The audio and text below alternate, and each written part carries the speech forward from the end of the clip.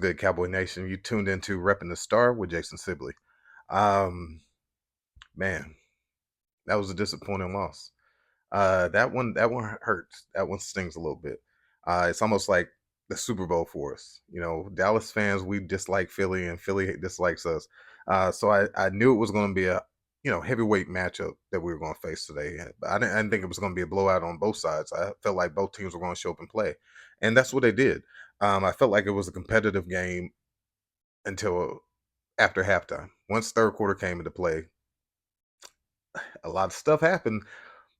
Philly fans are gonna feel like no, nothing really happened, but no, we know. Look at the tape.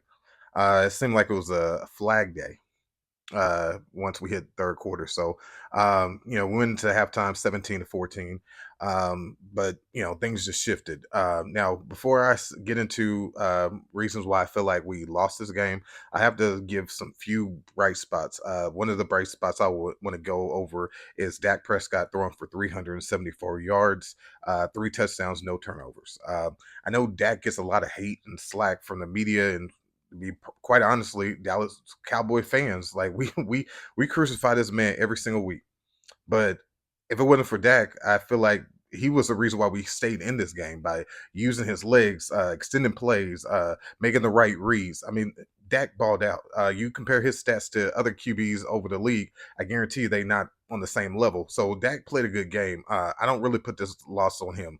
Let's see, CD Lamb, 11 catches, 191 yards. Now, from my understanding, I don't remember the last game I seen CD Lamb ball out like that, but he balled out today. Jake Ferguson, 7 catches, 91 yards. Seems like he's catching his stride right now. So doing really good. Those are my bright spots for this game.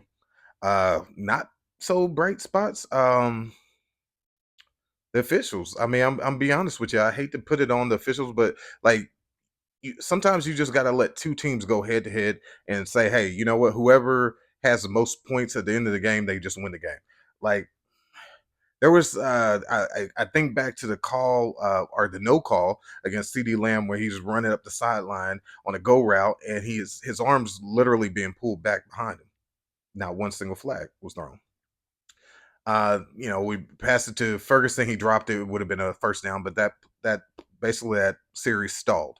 We ended up putting it back to him. Well, the very next series, Stephon Gilmore is guarding AJ Brown, and there's way less contact, but they throw a flag. And not only that, the ball was over his head and out of bounds. It was uncatchable, but they threw it. Pass interference. It just seemed like every time there was going to be some momentum, there was a flag thrown.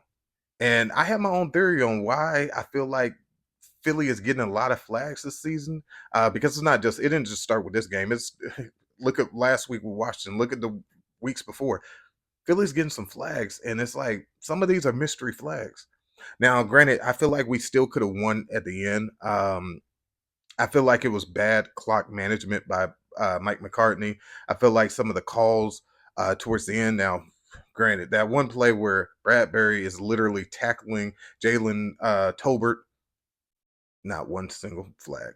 I believe there was one where was it Tolbert or Gallup that he was literally his shirt was getting pulled. No, no holding, no nothing. Gallup actually got hit in the face at the line of scrimmage. Now nothing, nothing happened. Um, but I still feel like we got down to the part where we could have, taken this game, but we poor execution. Sometimes it's just a game of inches. It's Schoonmaker.